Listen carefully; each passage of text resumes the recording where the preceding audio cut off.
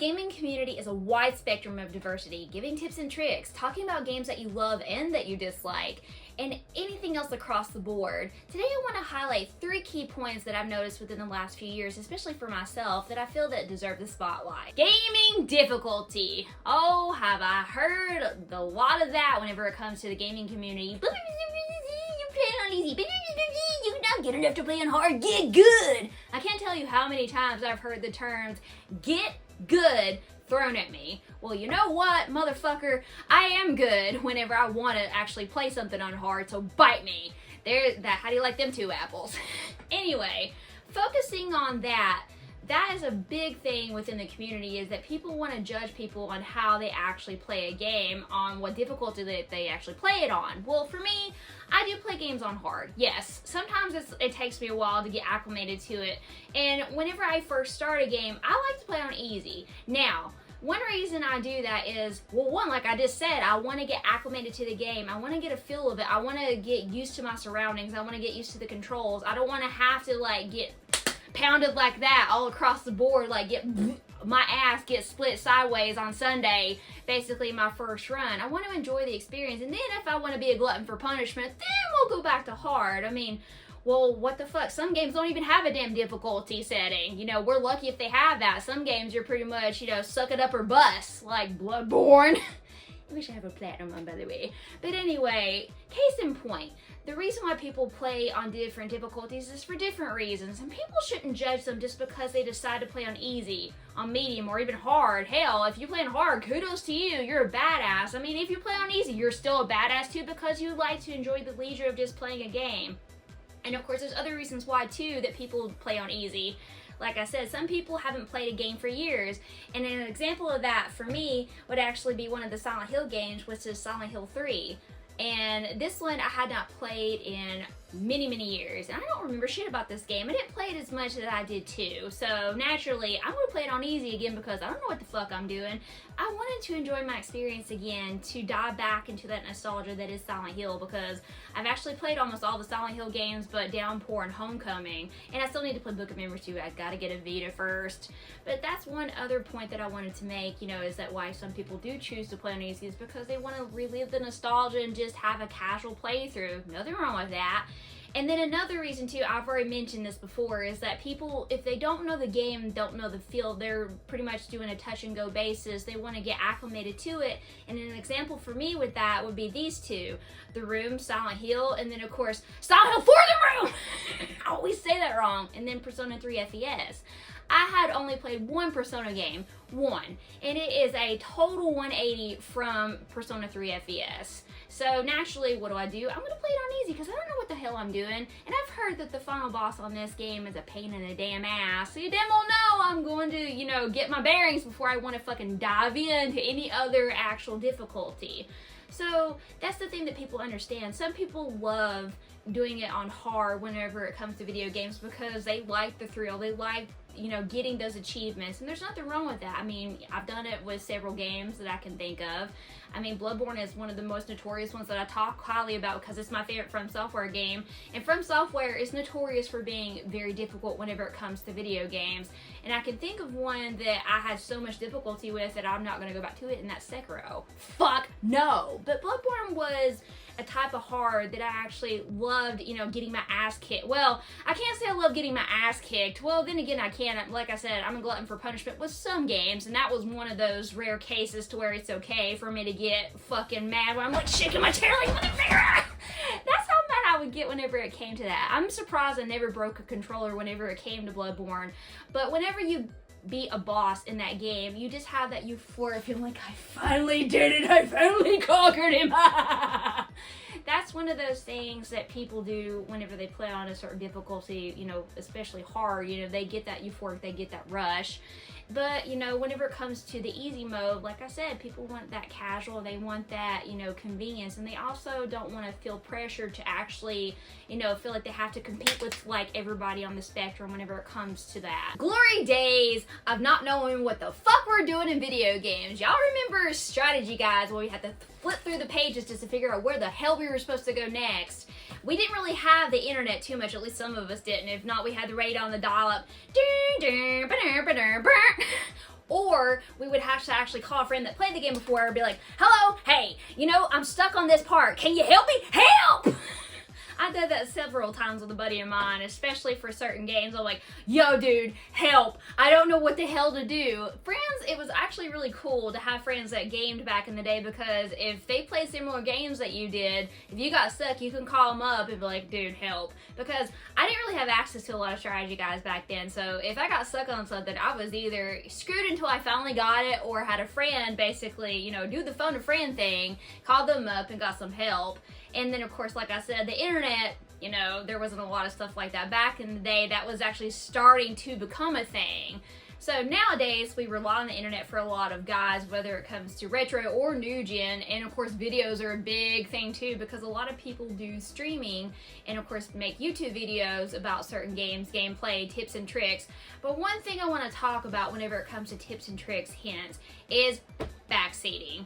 As a streamer, some people are okay with that. Some people are like, okay, backseat, give me help. Some people are like, no, don't do that, because of the fact they want to experience the game. They want to immerse themselves in. They want to get lost. They want to actually have that first-hand experience, but they're sharing their experience with an audience. And I've actually had my fair share of backseating. And one major instance that comes to mind is whenever I played Final Fantasy VI for the first time. Yes, I had never played Final Fantasy VI growing up. I didn't have it.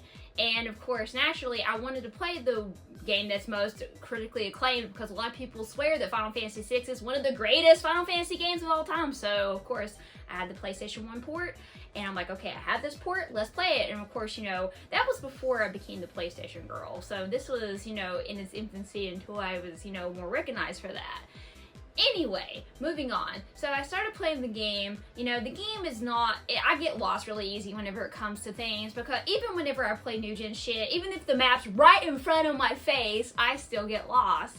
And, I would ask, hey, where do I go next? I didn't really want to use a guide for anything like that. I wanted, if I wanted help, I had veterans in there that had played the game, and I would ask for help. But I made it very, very clear from the start, do not tell me what to do unless I have asked for help specifically. Oh boy, there were several people that told me, you gotta do this, you gotta do that, you gotta go this way. Pretty much basically, trying to take the reins and pretty much play the game the way they wanted it to be played. And I had been nice about that. I'm like, okay, thank you for the help, but let's try not to do that unless I ask. I want to play the game and enjoy it. And me, I'm like this. I have the gift of gab. I have more mouth than a poor horse has ass, according to my mama. Hi, mama. But anyway, that's one thing. I like to talk a lot to my audience because I like to be personable. I like to, have fun and play the game at the same time. It's called multitasking for a reason. But, whenever I get lost in conversation, I do get lost a lot. And so, I will ask for help. But, if I'm good, I'm good. I don't need your damn help. So with this one, funny thing is, after a certain point of going on and on and on and on, I'm finally like, okay, I'm done. I finally, nipped it in the ass and I stopped playing the game. And I really felt awful for that because people that were backseating me to no end ruined almost ruined my experience for Final Fantasy VI. But then I grew a pair. I'm like, you know what? Fuck this. I'm gonna play this game because I was enjoying it up until, they started doing the backseating shit. I want to finish this game, and I did. I finally picked it up. It took me a few months to actually convince myself to do it. And since then, I have never looked back. I love this game. It's in my top 20 games of all time. Hell, I even bought it for the Super Nintendo complete in box.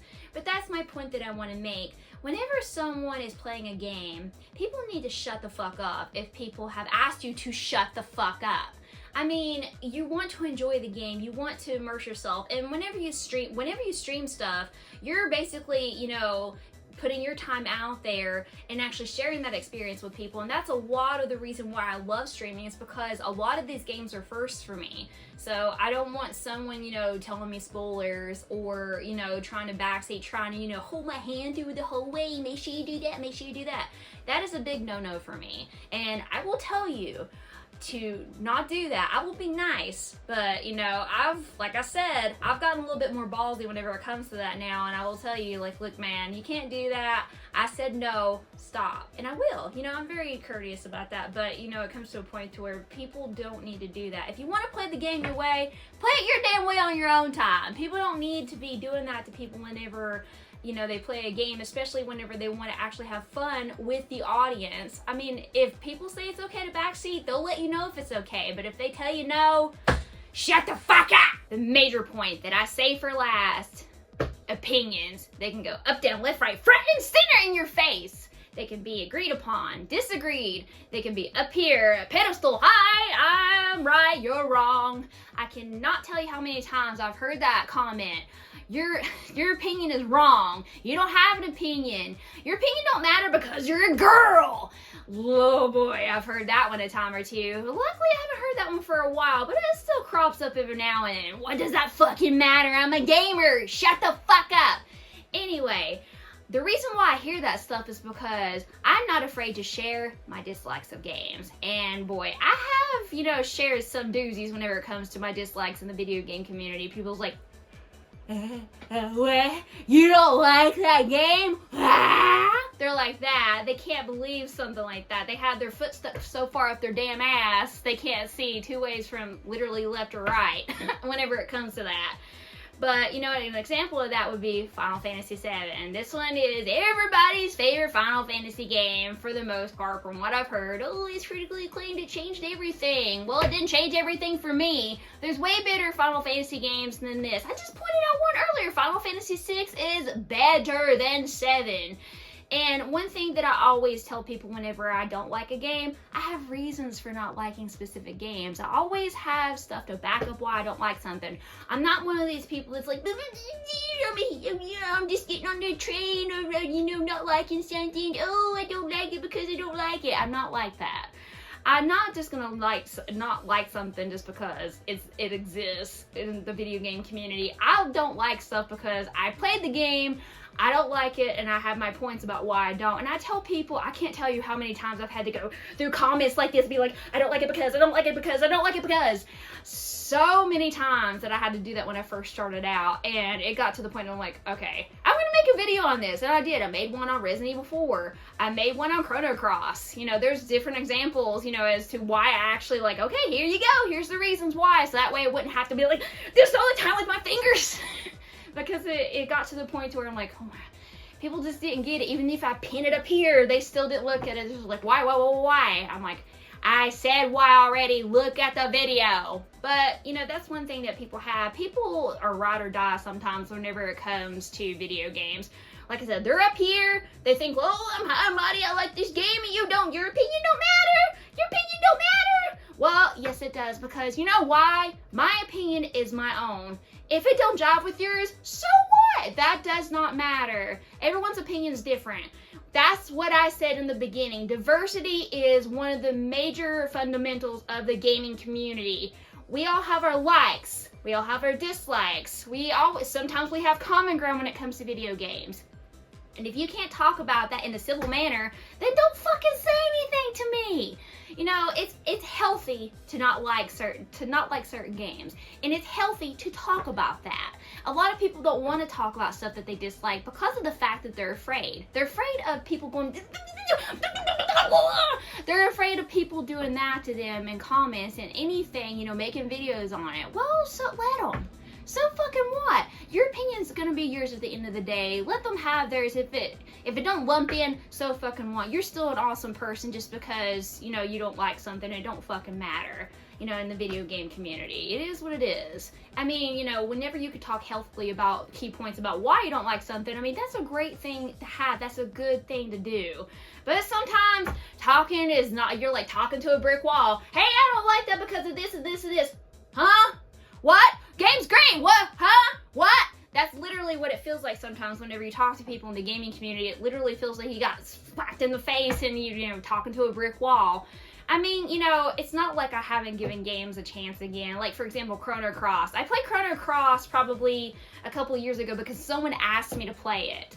And funny thing is, I played it for a couple streams. I was like, dude, this is not jiving with me. And they understood. They were cool with it. But I played it enough to know I don't like it. I don't want to play it anymore. I bought it on Switch because I wanted to experience Radical Dreamers. And that's the only reason why I bought that game. If it wasn't for that, I wouldn't have bought it. And same thing goes with Final Fantasy VII. You know, I have talked endlessly about me not liking this game, and I've given several reasons why. And you know what? I even actually wanted to try the remake, and I got the remake, and I played it on stream, and I beat it. And guess what? I don't like Final Fantasy VII still. It still sucks to me. So, oh well. Will I play Rebirth? Yeah. And guess when? Whenever it goes on sale, because I don't want to pay fucking $40 for a game that I originally didn't like. Because it makes no sense. I paid like, what, 10 bucks for this. So, I'm going to wait till it gets 10 bucks. Same thing with RE4. Oh my fuck.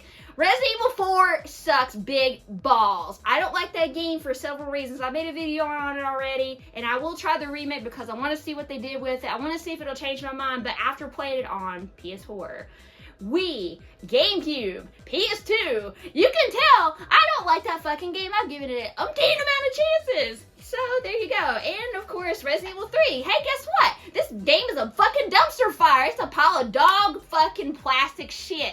And I fucking can't stand this game. It can go to fuck. I don't like it. And you know what? This is a masterpiece. That thing is a fucking fire starter. I swear, I don't like it. I have many reasons I left stuff out. What the fuck did they do to Nemesis? Nemi is my big boy. I like Nemi. But what the hell? Anyway, I don't want to get on a rant. I will start. And of course, I don't like tactical RPGs. And guess what? Wow, I actually like one. Wow. And because the reason why I like this one, you know, Rhapsody is actually a really good game, a musical adventure, because it's simplicity, it's got quirkiness, and plus it's really short, so I can overlook the tactical elements. See, I can still like games. I can still give stuff a chance. Everyone can. I mean, it's there, but people are gonna have their opinion. People just need to like it or lump it. But guys, that's all the time that I have for you today, my friends. I hope you enjoyed this video. Let me know some of your opinions about stuff in the video game community. Is there anything that you want to talk about? Is there anything that I didn't mention in here that maybe I should cover? But until next time, this is the PlayStation Girl signing out. Game on!